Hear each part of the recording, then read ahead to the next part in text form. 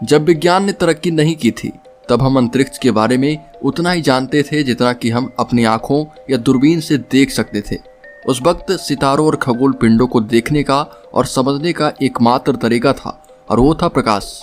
लेकिन हमारे वैज्ञानिकों और विज्ञान ने तरक्की की और रेडियो सिग्नल की खोज हो गई, जिससे हम दूर दूर तक रेडियो संचार के माध्यम से संपर्क कर सकते थे।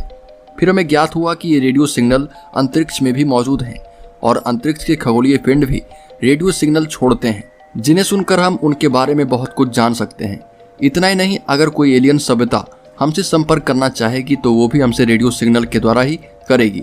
इसलिए मनुष्य हमेशा अंतरिक्ष से आ रही रेडियो सिग्नल को टेलीस्कोप के माध्यम से हमेशा सुनने का प्रयास करता आ रहा और इन सिग्नल से कई बार चौंकाने वाले और रहस्यमयी बातें सामने आ रही है। आज हम आपको ऐसे ही 5 रेडियो सिग्नल के बारे में बताएंगे जिसे प्राप्त होने पर कई नए रहस्य और कई नए सवाल पैदा हुए। ऐसे दोस्तों, आप देख रहे हैं PP&F और चैनल पर आप नए हैं तो चैनल को सब्सक्राइब जरूर कर लें। तो चलिए शुरुआत करते हैं नंबर 1 से। नंबर 1 पर है वाव सिग्नल। यह रेडियो सिग्नल एकमात्र रेडियो सिग्नल है जिसे एलियन सिग्नल का सबसे बड़ा प्रमाण माना जाता है। यह रेडियो सिग्नल 15 अगस्त 1975 को ओहायो स्टेट यूनिवर्सिटी के रेडियो टेलीस्कोप बिग एयर को प्राप्त हुआ था। यह टेलीस्कोप उस वक्त SETI यानी कि search for extra terrestrial intelligence के लिए काम कर रहा था। SETI एक परियोजना है जिसमें वैज्ञानिक अंतरिक्ष में मौजूद विकसित सभ्यता की तलाश करते हैं और इसके लिए वो अलग अलग टेलीस्कोप की सहायता से एक ऐसे रेडियो सिग्नल को सुनने की कोशिश करते हैं जो किसी बुद्धिमान और विकसित सभ्यता द्वारा भेजा गया हो। वाव सिग्नल का पता इसके प्राप्त होने के कुछ दिन बाद पता चला, जब खगोल शास्त्री जेरी आर हेम SETI के स्वयंसेवक के रूप में काम करते वक्त बिग एयर के द्वारा प्राप्त रेडियो सिग्नल का विश्लेषण कर रहे थे। जब Jerry R Ehman Big Ear के द्वारा इकट्ठा की हुई जानकारी को पढ़ रहे थे तब अचानक उनका ध्यान एक ऐसे रेडियो सिग्नल की तरफ गया जो कि काफी तीव्र था और इस रेडियो सिग्नल ने उन्हें और उनकी टीम को आश्चर्य में डाल दिया। इस रेडियो सिग्नल जितना तीव्र रेडियो सिग्नल कभी प्राप्त नहीं हुआ था। यह सिग्नल लगभग 72 सेकंड तक बिग एयर टेलीस्कोप को प्राप्त हुआ था और इस रेडियो सिग्नल का केंद्र सैगिटेरियस यानी कि धनु तारामंडल बताया जाता है। खगोल शास्त्री जेरी आर हेम इस खोज से इतने ज्यादा उत्साहित थे कि उन्होंने इस सिग्नल के चारों ओर घेरा लगाकर वाव लिख दिया और तभी से इस सिग्नल को वाव सिग्नल के नाम से जाना जाने लगा। इस रेडियो सिग्नल के पीछे सोर्स क्या है, इसमें कई स्पष्टीकरण देने का प्रयास किया गया है। कुछ का कहना है कि यह सिग्नल धरती पर ही उत्पन्न हुआ होगा और अंतरिक्ष में किसी चीज से टकराकर वापस आ गया होगा, तो कुछ का कहना है कि यह सिग्नल उस वक्त अंतरिक्ष में मौजूद धूमकेतु द्वारा उत्पन्न हुआ होगा। लेकिन बाद में किए गए विश्लेषण में ये दोनों ही कारण साबित नहीं हो पाए और कई वैज्ञानिकों ने यह भी कहा कि यह प्राकृतिक रेडियो सिग्नल नहीं हो सकता। ये रेडियो सिग्नल 1977 के बाद दोबारा कभी नहीं सुना गया, जिसकी वजह से इसके चारों ओर रहस्य अभी भी बना हुआ है। लेकिन इस सिग्नल को दोबारा सुनने का प्रयास अभी भी किया जा रहा, जिससे इसके सही स्रोत का पता लगाया जा सके। नंबर 2 पर है रेडियो सोर्स SHG-B02+14A। SHG-B02+14A एक रेडियो सिग्नल का केंद्र है जो कि एक और एलियन सिग्नल का प्रमाण है जिसकी जांच पड़ताल SETI कर रहा है। फरवरी 2003 में SETI के खगोल शास्त्रों ने पोर्तोरिको में मौजूद विशाल एरिसीबो टेलीस्कोप को वायुमंडल में 200 जगहों को सुनने के लिए इस्तेमाल किया, क्योंकि इन्हीं जगहों पर इस टेलीस्कोप ने पहले भी कुछ रेडियो सिग्नल प्राप्त किए थे और जब उन्होंने इकट्ठा की हुई जानकारी को देखा तो पाया कि सारे सिग्नल गायब हो चुके हैं। लेकिन एक सिग्नल था जो न सिर्फ दोबारा सुनाई दिया बल्कि यह पिछली बार से भी ज्यादा तीव्र था।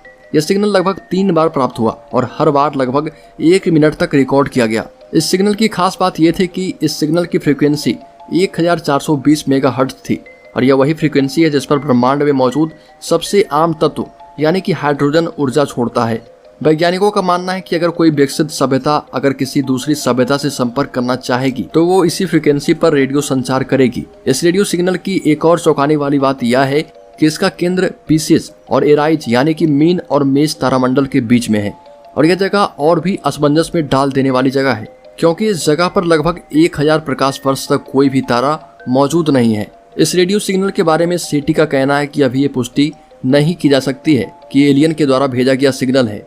उनका कहना है कि ये सिग्नल अंतरिक्ष में मौजूद किसी प्राकृतिक स्रोत से भी आ सकता है या फिर ये भी हो सकता है कि ये हमारी उपकरणों की खराबी का नतीजा हो। नंबर 3 पर है HD-164595 से प्राप्त रेडियो सिग्नल।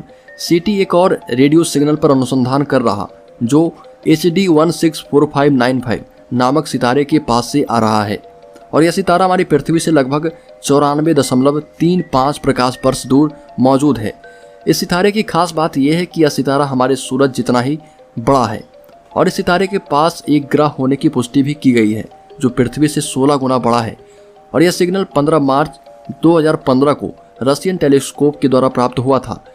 यह रेडियो सिग्नल सिर्फ एक बार सुना गया है और यह रेडियो सिग्नल इतना ताकतवर था कि माना जाता है कि अगर यह किसी विकसित सभ्यता ने भेजा होगा तब वह हम मनुष्यों की सभ्यता से लाखों साल आगे होगा, क्योंकि इस तरह के सिग्नल के लिए बहुत ही उन्नत तकनीक और बहुत ही ज़्यादा ऊर्जा की ज़रूरत पड़ेगी, जो कि एक बहुत ही विकसित सभ्यता ही कर सकती है। लेकिन इस सिग्नल के दोबारा प्राप्त न होने की वजह से इस स्रोत का पता लगा पाना संभव नहीं है और माना जा रहा है कि सिग्नल कहीं धरती से ही आया होगा। नंबर 4 पर है कॉस्मिक रोवर और स्पेस रोवर, यानी अंतरिक्ष की दहाड़। पृथ्वी पर हम एक दूसरे को इसलिए सुन पाते हैं क्योंकि ध्वनि की तरंगे हवा से होकर हमारे कानों तक पहुंचती है, परंतु अंतरिक्ष में हवा नहीं होती है, वहाँ खाली जगह है, वहाँ आवाज एक जगह से दूसरी जगह नहीं जा सकती। लेकिन अंतरिक्ष में रेडियो की तरंगे एक स्थान से दूसरे स्थान तक जा सकती है और इसी का माध्यम प्रयोग करके अंतरिक्ष यात्री एक दूसरे से बात करते हैं। हालांकि ये रेडियो तरंगे हम मनुष्य ही नहीं बल्कि तारे आकाश गंगा भी पैदा करती है और यहाँ तक कि हमारी आकाश गंगा एक खास तरह की रेडियो तरंग पैदा करती है। इन्हीं रेडियो तरंगों को सुनने के लिए जुलाई 2006 में नासा ने कोलंबिया से एक गुब्बारा आसमान में छोड़ा जो रेडियो सिग्नल को पकड़ने वाले उपकरणों से लैस था। ये गुब्बारा धरती से 1,20,000 फीट ऊपर गया, जहाँ धरती का वातावरण बिल्कुल ही खत्म हो जाता है।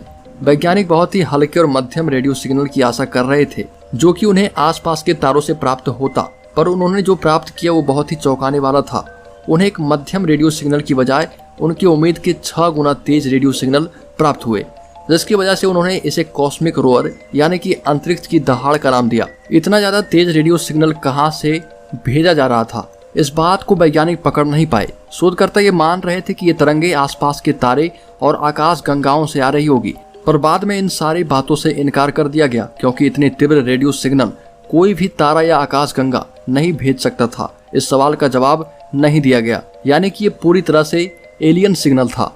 नंबर 5 पर है फास्ट रेडियो बर्स्ट। ये रेडियो सिग्नल बहुत ज्यादा ऊर्जा और बहुत कम देर तक सुनाई देने वाला रेडियो सिग्नल है। ये रेडियो सिग्नल ज्यादा से ज्यादा 10 से 12 सेकेंड तक ही प्राप्त की गई, लेकिन ये रेडियो सिग्नल जहां से भी पैदा हो रहा है वो हमारे स्रोत से 1 लाख गुना ज्यादा ऊर्जा वाला रेडियो सिग्नल पैदा करता होगा। इस तरह का पहला रेडियो सिग्नल ऑस्ट्रेलिया में प्राप्त किया गया।